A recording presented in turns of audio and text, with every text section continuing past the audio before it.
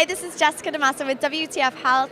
I'm here with Ravi Kumar, and he is from the West Midlands Academic Health Science Network. So welcome, Ravi. Nice to meet you. Thank you, Jessica. So I want to find out first, to put this in context, where is the West Midlands? Describe that for everybody. I will do. West Midlands is in England, so it's the middle part of England, and it covers a range of large cities such as Birmingham, Coventry, you have Wolverhampton, Stoke, and there's a large conurbation. It covers around 7.5 million people, so it's a very diverse, a very up-and-coming area, and it's considered to have the second biggest city in England. So it's big, lots of people. It is. Urban area. Urban, rural, you've got a good mix as well, so you have lots of different issues when it comes to health-related issues as well. So it's an exciting place to be. Okay, so tell me about this Academic Health Science Network that you're building. What is this for? Who are you trying to connect? The Academic Health Science Networks were government-funded initiatives. It was the former Prime Minister, David Cameron, that came out and said that healthier people can be wealthier people, and that wealthier people tend to be healthier people. So there was an emphasis on business and the adoption of innovation. As many people who may be familiar with the British NHS, it can be very slow to adopt new ideas, new innovations. So our whole aim is to speed up the process and to try and disrupt the market a little bit and get new technologies adopted quicker, and also work with not only the academics or universities, but clinicians, the researchers, and also with the public sector as well, to see if we can work in collaboration to deliver a better solution. So talk to me about how you're going about disrupting the current system. Do you have areas of focus that you're taking on? Tell me a little bit about your process here. We do. I mean, there's a couple of things we've set up. So we've got a thriving network. I think we've got 20,000 people that is in our membership. And I have a regular 200 people that I work and communicate with. So these are clinicians, the directors, innovators, heads of universities. And so we share information, we keep people informed, because talking is the best way to do that. Right. We set up regular events, so we have an accelerator hub where it's a thriving center for activity. So we work with SMEs, we give them incentives. So if I come across somebody with a good idea, I will offer them free office space and free support, coaching, mentoring, and access to resources which they otherwise may not be able to get.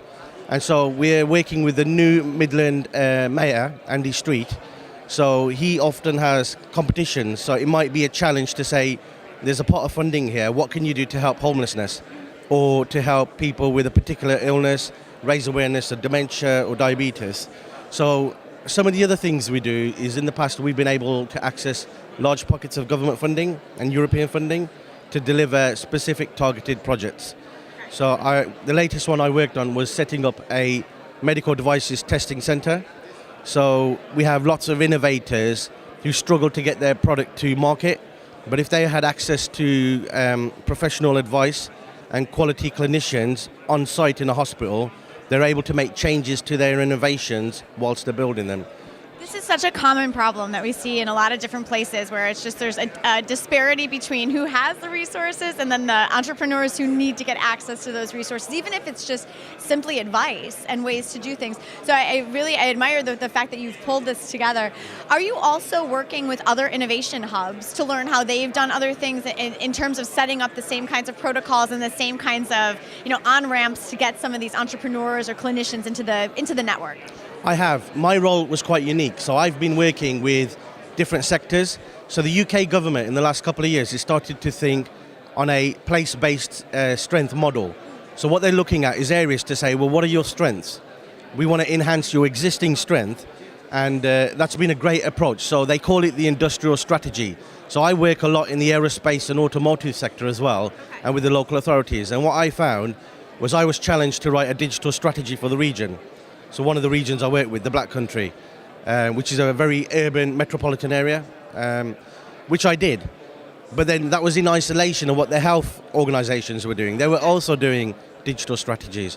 So what we've done is we've been able to bring a whole coalition of people together from different sectors, not only health, life sciences, but we're looking at aerospace, automotive, and the local authorities to help feed in and have a more stronger strategy to help deliver things. And as a result now, we're kind of working a lot more together in partnership. And we've identified similar issues and problems that we have. Access to data, how do we anonymize data, how do we provide it in a safe way so it's safeguarded. And I was saying to colleagues yesterday is that we need to start thinking on a cross-sectorial basis now. and not in isolation, because government has funding for large projects outside of health. But ultimately, we're all talking about the same thing. It often comes down to data.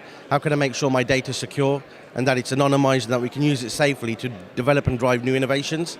So what I would say is that certainly don't work in isolation, but start having a look at what your transport colleagues are doing. We're in the era of connected autonomous vehicles now, which is very big, and that will need ultra-fast broadband. So the guys that are putting the fiber in the ground, we can get them to put fiber to the local hospital as well. You know, and so if we've got super fast, ultra fast broadband connection, then you can help the innovators and attract them to say, what can you do? If you make the data open and you make it accessible, then that will lead to further innovations. So the cross-sectorial collaboration is very key here. I would say it's quite important. So how do others outside of either England, in Europe, or even in the States, if they want to collaborate with West Midlands and the network that you're building, how do we get in touch with you? Well, you can search for us. So you've got the West Midlands Academic Health Science Network. All our contact details are there. And we work a lot with the DTI, the Department for Trade and Industry. So we often have trade delegations come to our medical quarter. So we have got a thriving medical quarter. It's got a focus on medical devices.